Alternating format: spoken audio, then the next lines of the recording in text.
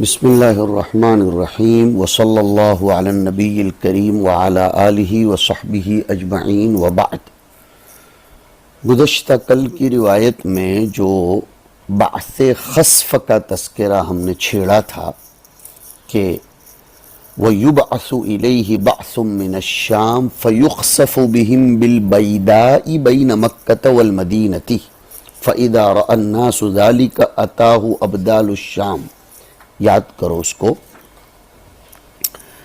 حافظ ابن حجر رحمۃ اللہ علیہ نے محدث ابن التین کے حوالے سے لکھا ہے کہ یہ جو جیش ہوگا جس کو دھسا دیا جائے گا، یہ وہی لشکر ہوگا جو کعبۃ اللہ کو ڈھائیں گے۔ طلبہ کو یاد آ رہا ہوگا ذو السویقتین حبشہ کا، اس کی طرف جو اشارہ آیا ہے، ان سے انتقام لیا جائے گا اور ان کو دھسا دیا جائے گا۔ لیکن حافظ نے ابن التین کے حوالے سے یہ جو بات ذکر کی ہے، اس کا تعاقب یہ کیا گیا ہے کہ مسلم شریف کے بعض طرق میں یوں آیا ہے کہ ان ناسا من امتی والذین یہدمونہا من کفار الحبشہ۔ کلام کا مقتضا یہ ہے کہ انہیں دھسایا جائے گا ہدم کعبہ کے بعد لوٹتے ہوئے، اور ہمارے سامنے جو روایت ہے اس سے پتہ چلتا ہے کہ کعبہ پر پہنچنے سے پہلے ہی ان کو دھسا دیا جائے گا۔ اسی طریقے سے اس حدیث میں لفظ ابدال آیا ہے۔ ابدال کا تذکرہ 7 ابدال ہوں گے جو کم زیادہ نہیں ہوں گے۔ اللہ رب العزت ان ابدال میں سے ایک کے انتقال پر دوسرے کو اس کا بدل بنائے گا اور ان کے ذریعے اقالیم 7 کی حفاظت کرتا ہے۔ حضرت انس رضی اللہ تعالی عنہ کی روایت جو ابدال کے بارے میں ہے وہ موضوع ہے، جیسے صاحب اللآلی المصنوعہ فی الاحادیث الموضوعہ انہوں نے ذکر کیا ہے۔ ابن عابدین نے بھی ایک مستقل رسالہ اپنے رسائل کے ضمن میں لکھا ہے جس کا نام ہے اجابۃ الغوث ببیان حال النقباء والنجباء والابدال والاوتاد والغوث، جس میں غوث وغیرہ کے احوال کو ذکر کیے ہیں اور ابدال کے باب میں جو روایات آئی ہیں اس کو بھی ذکر کیا ہے۔ ابدال موالی میں سے ہوتے ہیں اور اللہ رب العزت نے ان کو خاص مقام عنایت کیا ہوا ہوتا ہے۔ مقام ولایت کے اعتبار سے وہ بہت اعلیٰ درجے پر فائز ہوتے ہیں۔ یہ کچھ ضروری اور بنیادی معلومات میں نے آپ کے سامنے ذکر کی۔ یہ آن لائن درس ہے، اس میں ہم وہ باتیں جو ہاضمے سے بڑھ کر ہوں اس کو ذکر کرنا مناسب بھی نہیں سمجھتے ہیں۔ اس کے بعد اب ہم ہمارے سبق کی طرف جاتے ہیں۔ حدثنا ابن المثنی کے حوالے سے روایت جا رہی ہے عن ام سلمۃ رضی اللہ عنہا عن النبی صلی اللہ علیہ وسلم بہذا وحدیث معاذ اتم۔ اس کے بعد عثمان ابن ابی شیبہ کی روایت ہے عن ام سلمۃ عن النبی صلی اللہ علیہ وسلم بقصۃ جیش الخسف قلت یا رسول اللہ کیف بمن کان کارہا قال فیخسف بہم ولکن یبعث یوم القیامۃ علی نیتہ۔ کل کے درس میں اس کو سنا چکا ہوں۔ قال ابو داود وحدثت عن ہارون بن المغیرۃ۔ اب دیکھیے حضرت علی رضی اللہ تعالیٰ عنہ کی روایت ہے کہ نظر الی ابنہ الحسن فقال ان ابنی ھذا سید کما سماہ النبی صلی اللہ علیہ وسلم وسيخرج من صلبه رجل يسمى باسم نبيكم يشبهه في الخلق ولا يشبهه في الخلق، ثم ذكر قصة يملأ الأرض عدلا وقال هارون حدثنا عمرو بن ابي قيس عن مطرف بن طريف عن الحسن عن هلال بن عمرو قال سمعت عليا كرم الله وجهه يقول قال النبي صلى الله عليه وسلم يخرج رجل من وراء النهر يقال له الحارث حراث على مقدمته رجل يقال له منصور يوطئ أو يمكن لآل محمد كما مكنت قريش لرسول الله صلى الله عليه وسلم وجب على كل مؤمن نصره أو قال وجب على كل مسلم مؤمن إجابته. بات یوں ہے کہ ایک مرتبہ سیدنا علی رضی اللہ تعالیٰ عنہ اپنے بیٹے حضرت حسن کی طرف دیکھ کر فرمانے لگے کہ میرا یہ بیٹا سید ہوگا. اور ہوا تھا، حضرت حسن کے ہاتھ پر بیعت ہوئی تھی، ذمہ دار بنے تھے، سید ہوئے تھے، جیسے کہ حضور صلی اللہ علیہ وسلم نے فرمایا تھا، یعنی معزز ہوگا. سیادت اور خلافت حاصل ہونے کے باوجود مصلحتاً وہ سیادت و خلافت سے دستبردار ہو کر اگرچہ بعض دنیا داروں کی نگاہ میں ذلیل ہوگا لیکن اللہ کے نزدیک وہ عزیز ہوگا. اور سیادت و قیادت والے لوگ کبھی اپنے آپ کو ترجیح نہیں دیتے، وہ قوم کی مصلحت کو ترجیح دیتے ہیں. چنانچہ حضرت حسن نے مصالحت کے طریق پر امت کو لا کر کھڑا کیا. پھر فرمایا حضرت علی نے کہ میرے اس بیٹے حسن کی پشت سے ایک شخص پیدا ہوگا جس کا نام محمد ہوگا، جو اپنی سیرت و کردار میں حضور کے مشابہ ہوگا، اگرچہ ظاہری حلیے میں حضور کے مشابہ نہیں ہوگا. حضرت علی آگے فرماتے ہیں کہ حضور نے فرمایا تھا کہ اخیر زمانے میں ایک شخص نکلے گا نہر کے پرے سے، یعنی نہر جیحون کے پرے جو بخارا اور سمرقند وغیرہ شہر ہیں وہاں سے. اس کا نام حارث ہوگا، حراث یعنی کاشتکار ہوگا.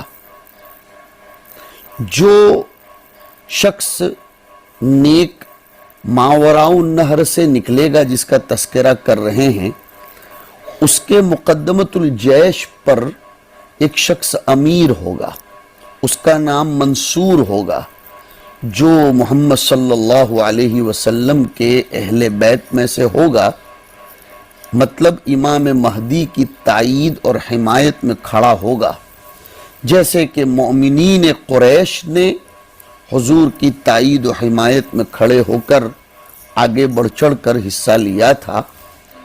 اس وقت کے ہر مسلمان پر اس کی نصرت اور اعانت اور اس کی دعوت قبول کرنا واجب ہوگا. حضرت مہدی کا ذکر یہاں آ کر ختم ہوتا ہے بحیثیت ہماری کتاب کے. کتاب الفتن والملاحم میں حضرت مہدی کا ذکر کرنا اس حیثیت سے ہے کہ ان کا ظہور اخیر میں اور ایسے زمانے میں ہوگا جو فتنوں کا زمانہ ہوگا. ورنہ حضرت مہدی کا وجود تو خیر محض ہے، وہ از قبیل فتنہ نہیں ہے، لیکن خروجہ فی زمن الفتنہ، اس اعتبار سے اس کو فتنوں کے ضمن میں ذکر کیا گیا ہے. جیسے کہ نزول عیسیٰ علیہ السلام، ان ابواب کو لوگ فتن کے ضمن میں ذکر کرتے ہیں، تو کیا نزول عیسیٰ فتنہ ہوگا؟ نہیں، فتنوں کے دور میں ہوگا. اس لیے بعض لوگ کتاب الفتن میں اس کا تذکرہ کرتے ہیں. صحیح مسلم میں نزول عیسیٰ کا تذکرہ کتاب الایمان میں آیا ہے شروع میں. بخاری میں کتاب الانبیاء میں ابواب المناقب کے ساتھ ساتھ آیا ہے. امام ابو داؤد رحمۃ اللہ علیہ نے اس پر یعنی نزول عیسیٰ پر کوئی مستقل باب قائم نہیں فرمایا ہے. کتاب الفتن والملاحم کے ضمن میں ان کا تذکرہ چھیڑا ہے، جیسے آگے آئے گا. تو طلب عزیز اور سامعین ظہور مہدی اور نزول عیسیٰ علیہ السلام کو از قبیل فتن نہ سمجھیں. زمانے فتن میں یہ دونوں کی تشریف آوری ظہور و نزول ہوگا، اس لیے اس کو کتاب الفتن میں، مطلب یہ کہہ دیجئے کہ اضافت الشیء الی زمنہ کر دیا گیا ہے. حضرت مہدی علیہ السلام کے ظہور کی بہت سی علامتیں جن کے پائے جانے کے بعد ان کا ظہور ہوگا وہ کتابوں میں ملتی ہے کہ ان کا خروج بلاد مشرق سے ہوگا، لوگ ان کے ہاتھ پر مسجد حرام میں بیعت کریں گے. جس سال ان کا ظہور ہوگا اس سال پہلی رمضان کو کسوف شمسی ہوگا اور نصف رمضان میں خسوف قمر ہوگا. لیکن ہماری اس کتاب کی روایت میں صراحتاً تم نے پڑھ لیا کہ مہدی علیہ السلام مدینہ سے نکلیں گے. ایک خلیفہ کے مرنے کے بعد جو مکہ کی طرف بھاگ کر جائیں گے ڈرتے ہوئے کہ کہیں لوگ میرے ہاتھ پر بیعت نہ کر لیں، لیکن خدا کی مشیت اور اس کے نظام کے تحت ان کے ہاتھ پر مسجد حرام میں بیعت ہو کر رہے گی. تو حضرت مہدی علیہ السلام کا تذکرہ اس طور پر آپ کے سامنے آتا ہے. اس کے ضمن میں جیسے کہ ذکر کیا گیا کہ جیش الخصف کا بھی آپ کے سامنے یا بعث الخصف کا تذکرہ بھی آیا. بعث الخصف اس کا تذکرہ آپ نے ریاض الصالحین میں بھی پڑھا ہے اور مسلم شریف میں اس کو ذکر کیا گیا ہے اس طور پر کہ باب الخصف بالجیش الذی یؤم البیت. مسلم شریف میں روایت آئی ہے ام سلمہ ہی کی، ان ام سلمہ ام المؤمنین، قتیبہ ابن سعید، ابو بکر ابن ابی شیبہ اور اسحاق ابن ابراہیم کے طریق سے کہ دخل الحارث بن ابی ربیعۃ و عبداللہ بن صفوان وانا معہما علی ام سلمہ ام المؤمنین. تو حارث ابن ابی ربیعہ اور عبداللہ ابن صفوان نے ام المؤمنین سے پوچھا عن الجیش الذی یخسف به وکان ذلك فی ایام ابن الزبیر رضی اللہ تعالی عنہما فقالت قال رسول اللہ صلی اللہ علیہ وسلم یعوذ عائذ بالبیت فیبعث الیہ بعث. الفاظ سن رہے ہیں آپ؟ فَإِذَا كَانُوا بِبَيْدَاءَ مِنَ الْأَرْضِ خُسِفَ بِهِمْ فَقُلْتُ يَا رَسُولَ اللَّهِ فَكَيْفَ بِمَنْ كَانَ كَارِهًا قَالَ يُخْسَفُ بِهِ مَعَهُمْ وَلَكِنَّهُ يُبْعَثُ يَوْمَ الْقِيَامَةِ عَلَى نِيَّتِهِ. یہاں بھی بیداء کا تذکرہ آیا ہے جو ارض ملسا کا نام ہے، مکہ مدینہ کے درمیان لیکن مکہ سے اقرب ہے. اور بعض لوگ یہ لکھتے ہیں کہ ایک قوم جو بیت اللہ پر چڑھائی کرنے کے ارادے سے نکلے گی، بیداء میں قیام کرے گی، اللہ جبرائیل علیہ السلام کو فرمائیں گے کہ یا بیداء ابیدیہم. یہ تو میں نے آپ کے سامنے ذکر کیا. اس میں یہ جو آیا مسلم شریف کی روایت میں کہ حضرت ام سلمہ سے ان دونوں نے پوچھا اور ذالک فی ایام ابن الزبیر، یہ محل غور ہے اس لیے کہ ام سلمہ کی وفات حضرت معاویہ کے دور خلافت میں حضرت معاویہ کی موت سے 1 سال پہلے ہوئی تھی. تو ام سلمہ کو ابن الزبیر کا زمانہ ملا ہی نہیں. ایک قول یہ بھی ہے کہ حضرت ام سلمہ کی وفات یزید ابن معاویہ کے دور میں ہوئی تو پھر اب یہ روایت مستقیم ہو جائے گی. عبداللہ ابن زبیر نے یزید سے منازعہ کیا تھا اس وقت جبکہ اس کی دعوت بیعت پہنچی تھی وغیرہ وغیرہ. مجھے تو صرف اتنا بتلانا ہے کہ مسلم شریف میں بھی اس کا تذکرہ ملتا ہے اور یہ اس طریق سے بھی ملتا ہے کہ لَيَؤُمَّنَّ هَذَا الْبَيْتَ جَيْشٌ يَغْزُونَهُ حَتَّى إِذَا كَانُوا بِبَيْدَاءَ مِنَ الْأَرْضِ يُخْسَفُ بِأَوْسَطِهِمْ وَيُنَادِي أَوَّلُهُمْ آخِرَهُمْ ثُمَّ يُخْسَفُ بِهِمْ فَلَا يَبْقَى إِلَّا الشَّرِيدُ الَّذِي يُخْبِرُ عَنْهُمْ فَقَالَ رَجُلٌ أَشْهَدُ عَلَيْكَ أَنَّكَ لَمْ تَكْذِبْ عَلَى حَفْصَةَ وَأَشْهَدُ عَلَى حَفْصَةَ أَنَّهَا لَمْ تَكْذِبْ عَلَى النَّبِيِّ صلی اللہ علیہ وسلم، اس لیے کہ یہ روایت مسلم نے حضرت حفصہ رضی اللہ تعالی عنہا کے حوالے سے نقل فرمائی ہے۔ اور اصل جس کی وجہ سے میں یہ روایتیں آپ کو سنا رہا ہوں، اس میں یعوذ عائذ کے الفاظ آتے ہیں، وہی حضرت مہدی علیہ السلام مراد ہیں، اس لیے میں تائیداً یہ روایتیں پیش کر رہا ہوں۔ چنانچہ عبداللہ ابن صفوان بھی ام المومنین سے روایت کرتے ہیں مسلم میں کہ سیعوذ بهذا البیت یعنی الکعبہ قوم لیست لهم منعۃ ولا عدد ولا عدۃ یبعث الیہم جیش حتی اذا كانوا ببیداء من الارض خسف بهم۔ قال یوسف واہل الشام یومئذ یسیرون الی مکہ۔